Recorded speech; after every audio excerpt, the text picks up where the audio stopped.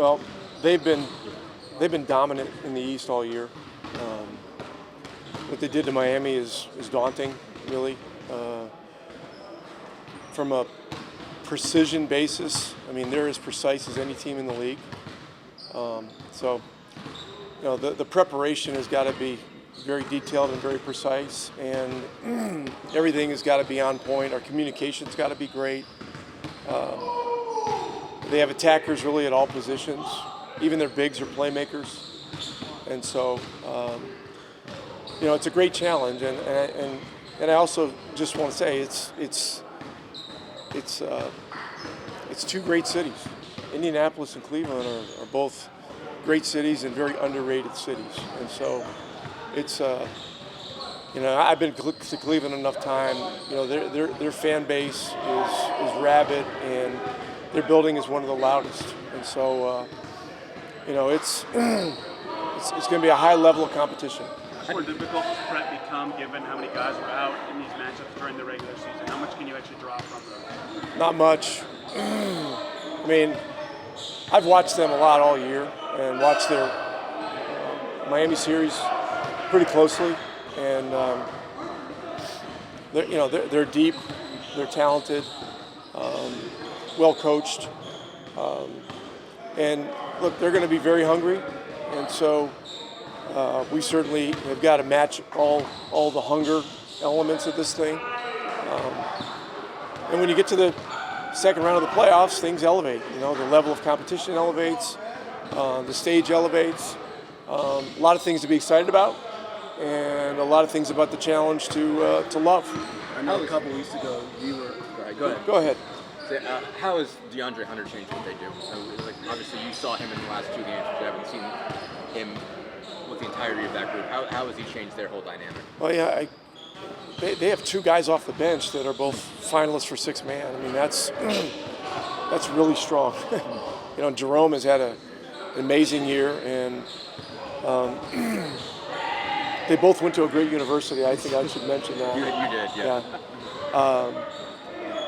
And it just heightens the challenge. It really does. And the other part of their second unit is one of their two bigs. So you're either getting the defensive player of the year and an all-star, or you're getting another guy that probably was right there to be all-star too. With Allen. So there's a lot to prepare for. We can't over-prepare, from the standpoint of trying to defend every last little thing. But when you're facing off against great players and a great team that's been so precise, it's a great challenge. I know a couple weeks ago you were talking about how balanced their team was. And I want to ask you about Donovan Mitchell. Just what is it about him that really concerns you as you get ready for this tough series against these guys? Well, I mean, just go look at Game 2 of the Miami series. Miami was playing a great game. They were hanging in. They think they had a lead, and Mitchell just elevated his game, their game, and I think he had 17 in the fourth quarter, and and from then on, they completely dominated the series, and they didn't even have Garland in the last two games, So, look, we know they're good. They know they're good. These 2 days of preparation, we just really have to prepare ourselves prepare our team for the environment and the heightened level of intensity, and all those kinds of things, and we've got to play our game better than they play their game. We talked a lot around some players, as a player and coach, who had the ability to elevate their level of play in clutch moments in the playoffs. You've got a couple of guys on this team who have done the same. Do you find a common thread there with those players who had that ability to rise up to the occasion as opposed to going the other way? Yeah, I mean, a lot of it is how they're built internally. What their mindset is. How they view the game. how they drive themselves to prepare for those kinds of moments. And certainly Tyrese and Pascal have had a lot of those moments in the playoffs the last 2 years. And so, I was fortunate to play with Larry Bird and McHale and Parrish and Dennis Johnson and Bill Walton and those guys. Had the privilege of coaching Reggie Miller and Luka Doncic. In a series where he was, for a 10 or 11 day period, like he was the best player in the world, in 21. And so, some of it's the wiring, certainly some of it's the talent level and their ability to raise their game. But it's the thing that defines this time of year. This time of year, those players, they elevate. And so this will be a great challenge for us, and should be a great series. We talked a lot about Drew's just overall performance being better in the playoffs. What do you think he shot it so much better just than he did to close the year? I think it was 50% from three in that series. What played for him just from a shooting perspective? Well, we're all men, not machines, and if everything was judged simply on the result, every moment of the day, every day of the week, every week of the month, I think we'd all have a lot of disappointment. But Drew is a process-oriented guy. He had an uneven start to the season because of injury, and so I think that affects rhythm. But he stayed with it, and he had some lags headed into the postseason last year, and then I think last year he ended up being the highest percentage three-point shooter in the playoffs. So he's a guy that with a strong will, with a strong belief in himself and the work that he puts in. And he has just simply stayed with it. Yeah, I mean, the best team in the East for a reason. They got a lot of depth. They shoot the ball well, defend at a high level, rebound at a high level. They got rim protection. They got everything. They're a really good team, number one team in our conference for a reason. So, it's an exciting time, and we're excited to compete against those guys. And there's not a ton of, full film as far as them having all their guys and us having all our guys. So you kind of got to look at what other teams are doing. You got to go back to last year a little bit, and still take bits and pieces from this year. So it's interesting as far as studying these guys, but definitely excited about the opportunity to compete with them. I know you addressed it after the last game, but your dad will be at games the rest of the season. What do you make of that, and how that will impact you in any way? Yeah, this is the last time I'll address this at all. So, but I understand the decision made by our organization and the league. I've spoken on it many times, that my father was in the wrong, but at the end of the day, it's my dad. So I'm not going to ridicule him by any means. Still have a lot of love for him. I love him dearly. He's going to sit at home and watch the game, and he'll be just fine. We talk every day. It's going to be totally fine. But, again, we understand the decision, understand the repercussions of it. And, it is what it is, but that's my dad. And so growing up, I think like every other kid, if your dad claps for you too loud at a choir concert or whatever the case may be, you might be a little bit embarrassed. And I think that's what it was at one point in my life. But gotten to the point now where my dad is who he is, and I love him for who he is, and so does everybody who knows him. So, this is just one thing, and we're not defined by, one thing that happens in our life. Same thing, I'm not. We all make mistakes, and, we move on. But he'll be fine. He'll watch from home. Sure, I'll be getting texts at halftime and calls after the game. So, it is what it is, and we move forward. You mentioned just having not played these guys at full strength, or both of you guys at full strength. How weird is this? It's a division opponent. You've seen these guys 4 times, but, you only played a half in the first game. You missed out on the second one. Just how weird is this to try to figure that out when there were so many sort of missing pieces for both teams? Yeah, it's definitely interesting. I would bet that this hasn't happened a lot in NBA history, where we haven't really seen this team at full strength really all year. And I've missed obviously two of the games. And you didn't have double A. A game and a half. Yeah, didn't have double A. Good point. Yeah, so the film is weird, but I think you take bits and pieces as much as you can and just figure out how to insert. I think you have to get use your imagination at some point, right? Watching the last series and seeing how Tyler, for instance, how he's attacking these guys offensively. So all those different things. It's very interesting, but it poses a little bit of a different threaten opportunity, but we're excited for it for sure. Terry, like a lot of guys on the team, you've been in this moment before, round two.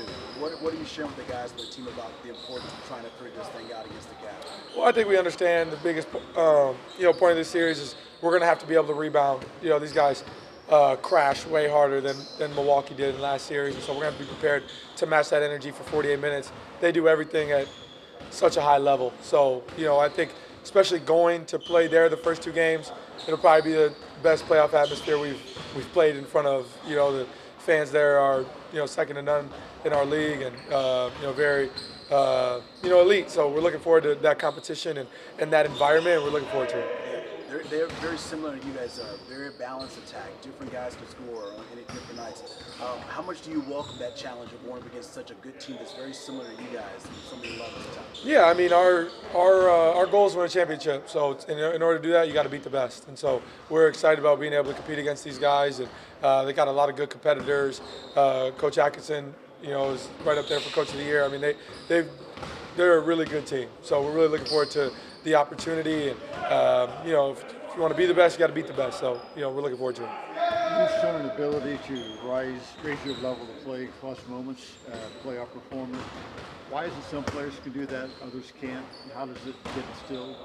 Is there a theme among the players who are able to do that? Nah, that's a great question. I think I think when it comes to clutch moments or whatever the case may be, I think baptism by fire is kind of necessary. You got to go through the growing pains of missing shots and having opportunity. And I don't think I shy away from those moments, which I think is probably helps me a lot. But at the same time, I've had many times where I've had the last shot and missed. And that doesn't matter. I know that my teammates still rely on me at the end of games. Coaches rely on me to make the right play. At the end of games. So I just have a lot of confidence in those moments, and I think everybody who loves basketball grows up imagining those moments. In the driveway for me, it was it's also in the living room. Having an imaginary hoop and all those things. So you live for those moments, and that's part of wanting to be great and wanting to put your impact on the game. So it's a lot of fun and something I live for, and I'm sure there's gonna be many more opportunities throughout my career, and I'm sure I'm gonna miss many more shots, and I'll probably make many more shots, but that's just a part of basketball. Do parents and coaches in your childhood play into that? Did they give you optimism or belief, that kind of thing? Yeah. Some of that, I'm sure you've heard the the corny quote of big time players make big time shots in big time games, but that's always been kind of instilled in me and something I've always been aware of, and I think for sure my dad, so that he definitely has always put that confidence in me to take the shot in the big moments. So yeah, for sure it's definitely been instilled in me my whole life. Tyrese, can you put in perspective for the folks at home just how beneficial it was to win that series and to get the rest before you get ready for game one against Cleveland? Yeah, for sure. Obviously, they had closed the series the day before, so they knew, they were waiting to see what would happen with our series. Definitely important to get that win and get, we really had two days of rest. Yesterday was just, get what you need day, but, have those 2 days of rest in between these 2 days of practice before game one, I think is really important. I think a lot of us played a lot of minutes in that overtime game. My body was pretty beat up 2 days ago, so definitely feels good for my body to feel back to normal, and really excited to get to game one and compete against these guys. They're obviously a good team. Everybody's pretty excited to go into the second series, and I think the main thing for us is just to have the same mentality, the same hangriness that we had against Milwaukee. Obviously, it's not going to be the same, but I feel like we have the right mindset. Everything should be fine. Can you take us through your interaction with Giannis at the end of that Game 5 on the floor? Yeah, it's nothing. It's just competitive. Two competitors. He's a great player, and when we went out there, we chopped it up. He's a great guy. So. Did it bother you the way he grabbed your head or anything? You just no bother me. Like you got upset a little bit. No sir. Nothing in this world can bother me. I'm alive. I'm blessed. I'm healthy. You know what I'm saying? So, I'm proud of myself. The way I conducted myself. Could have been a lot worse, but a lot. I feel like I did a pretty good job over there. You talk about you've been blessed, and here you are in the next round of this Sure. NBA playoffs. How much are you looking forward to this opportunity against this top seed in the Cavs? That's a great question. I'm just going out there and playing my game, just helping my team. I feel like in the playoffs, it's really about doing what's working. You know what I'm saying? You don't try to do too much. Don't try to do more than, you know what I'm saying? Like the summer is the summer, the season is the season, but the playoffs is also the playoffs. So just going out there and trying to do everything I can to let my team win. I think my defense in the first round was pretty solid. So just going out there and playing hard defense and just being there for my teammate. Just wanted to go back to that because you mentioned your defense. I know you were jamming up Kevin Porter a lot, basically covering 94 feet. I mean, how did you like just your development in that as a full court defender, somebody getting up into somebody and guarding them like that? What stood out to you about just the way that you played defense? It just proved me that I can do that. I can do it every night. You know, obviously I came into the league. You know, defense was not my main strength.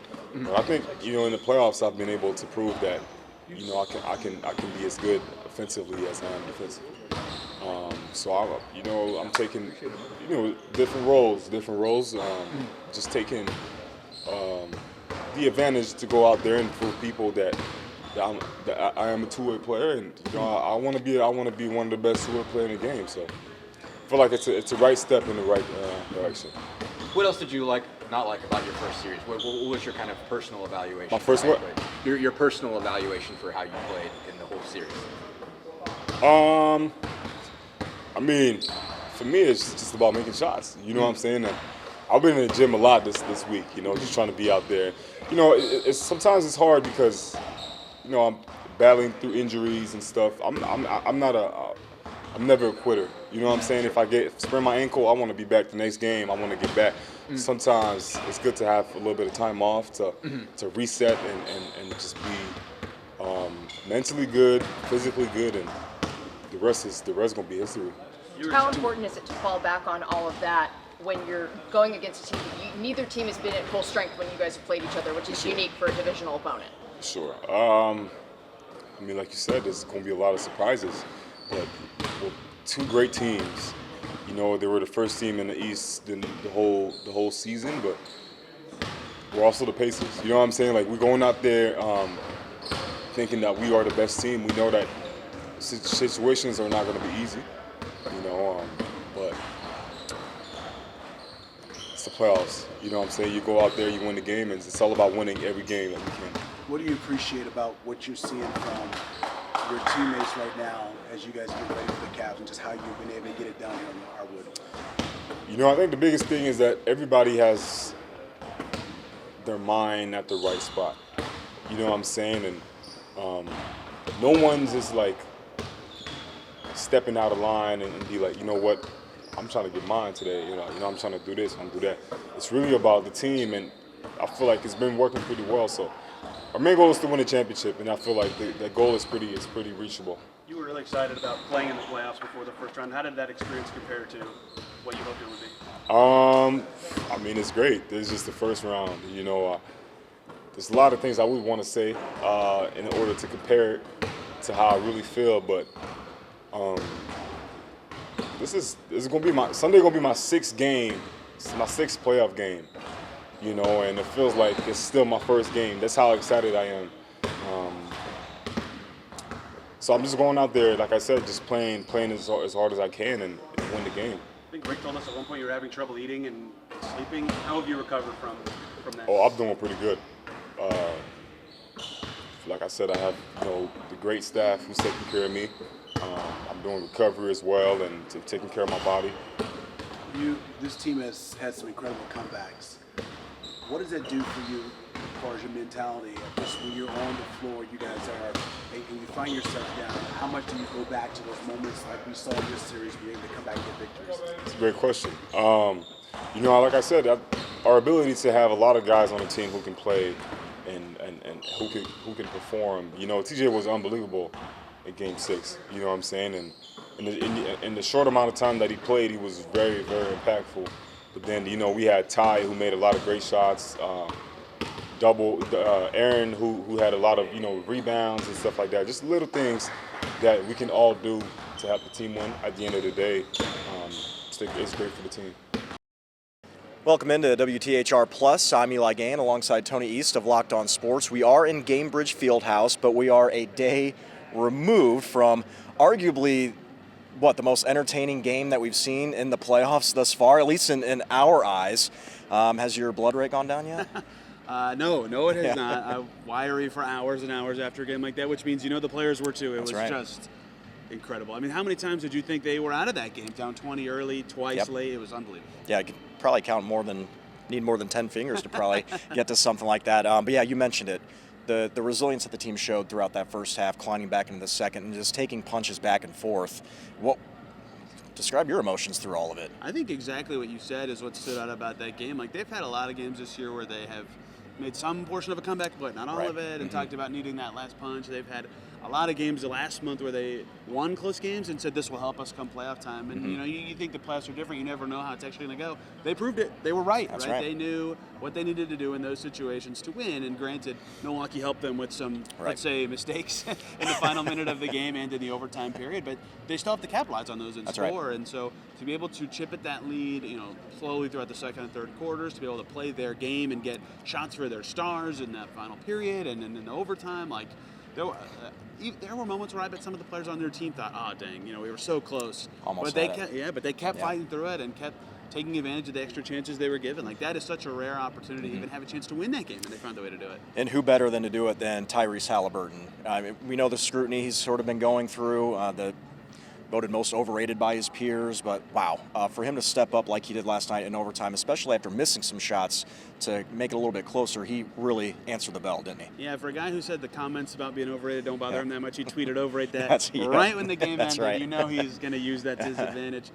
Yeah, I mean, he missed 2 or 3 threes in that overtime that would have, either put a stamp on the game or given the Pacers a better chance, but fought through it, and then late hitting the free throws, getting to the paint, beating Giannis to the basket on the last possession, one of the better defenders in the NBA. Yeah, he really fought through his low points of the night to earn those high moments, and I think he wants to prove that kind of stuff after the overrated stuff. He heard chants from Bucks fans in Milwaukee, as we all heard, overrated down there too. I think that was a little fuel for him, and it was a bumpy game for him. I think even he would admit that, but to have the moment late, all his best moments are against the Bucks apparently. It is. Yep.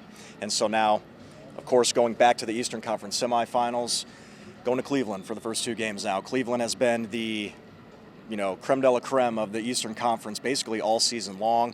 First game is scheduled for Sunday. How do you see it panning out early on, do you think? That's a tough opponent. Ask the Miami Heat, who they just played. Both of the last 2 games of that series were 30-plus point games, and the Pacers are much better than the Heat, but the Cavs are a tier up. If there's ever a point in the season where you think, that team could win 70 games, which the Cavs did not quite reach but were close to, that's a formidable opponent. And Cleveland's just been this buzzsaw all year with, 2 All-Stars, could have had more. Defensive Player of the Year is on that team. Their depth is fantastic. New head coach Kenny Atkinson has that team playing the same consistent, incredible way every night. They get open threes. Their defense is awesome. They have a low post threat. They just kind of have it all and no weaknesses. And you have to play your game perfectly. If you slip up for 2 or 3 minutes, they call it a Cavalanche. The Cavs will score a bunch. That's right. And so, obviously, the Pacers had their number in the regular season. They took, 3 or 4, I believe. And it's got to be a little bit of a confidence boost, at least going into game 1, right? Yeah, they did play well against them in the 2 games that I think are the important ones of those 2. The last 2, Cleveland didn't play their starters in the first one, and then the last one, the Pacers didn't either. But in the first 2, Halliburton got hurt at halftime. The Pacers still came out with a win. That was one of the Cavs' worst performances of the entire season. I think they only scored 93 points that game. They didn't like their offensive process. They were out of their flow. The Pacers do deserve credit for getting them out of that. And then that second game, 2 days later, the Cavs figured some stuff out. So I think 1-1 is a fair way to assess how their regular season battle truly went, just given who was available in those games. And Tyrese Halliburton missed one of those 2 games completely. So I think the Pacers should have some confidence, of course, and they've proven over the last couple of years that they hit a high level when they play good teams, right? They've beaten good teams over and over again, and then when the playoffs come, you're only playing good teams. The Cavs are as good as it gets. So, do I think they should be the favorites in the series? Maybe not, but do I think they could beat the Cavs? Absolutely. Like you said, they beat them in the regular season many times. And then you got, obviously, the star power that you mentioned with Cleveland. Then you have the depth and just the balance that the Pacers can bring. What do you like about the matchup, and what are some things that kind of have you second guessing it a little bit. Yeah, those mix and matched moments for lineups when it's not starters versus starters are going to be really important. I think a big part of the Buck series for the Pacers was being able to win the honest minutes, which I don't know if anybody anticipated it would be that much of a strength for the Pacers to win in those moments. That's going to be really hard to do against the Cavs. I mean, that starting five is a buzzsaw. They just mowed down the Heat. They were up 30 points in the first quarter. 55 by the end of the last one, too. Oh, yeah. And so those units are amazing. Their depth is still strong with players like Ty Jerome out there. Dean White's pretty good. But the Pacers showed in the last round they can play 10 guys and find success. So they have more combinations they can go to, and so that's where they can separate, right? That's what mattered a lot for the Pacers in Game 4 and 5 of their last series was finding different combos and bench groups in the second half that really pushed them past the Bucks. I think that's where they'll be able to have to find advantages if they're going to beat the Cavs, is with those units. Yes, and T.J. McConnell, massive off the bench in that second half of Game 5. Yeah, that was Game 4 too, two of the best games he's played all season. I think he was disappointed at times with his regular season. He couldn't get the ball in the basket as much as he hoped all year, and the bench was such a weapon for the Pacers in the postseason last year. I wasn't sure how effective they would be, but he was terrific, and teams have loved to go into those zone defenses against those McConnell-led groups. He just said, okay, I'm just going to dribble right there and shoot over it, or I'm going to go for my reverse layups. And, when he can score, it's just – no one can execute a Tyrese Haliburton offense besides Tyrese Haliburton, but T.J. McConnell getting them pretty close is a fascinating, huge advantage for the Pacers, and he did it 2 straight huge wins. All right, so the Pacers taking down the Bucks 4-1 in the opening round of the playoffs, now back in the Eastern Conference semifinals, which of course begins on Sunday in Cleveland. We're going to see you there? Yes, sir. All right, we'll see you there. All right, continue to stay with us on 13 News and Sports, as well as right here on WTHR Plus, as we prepare to get you ready for the Eastern Conference semifinals. For Tony East, I'm Eli Gain. Enjoy your day.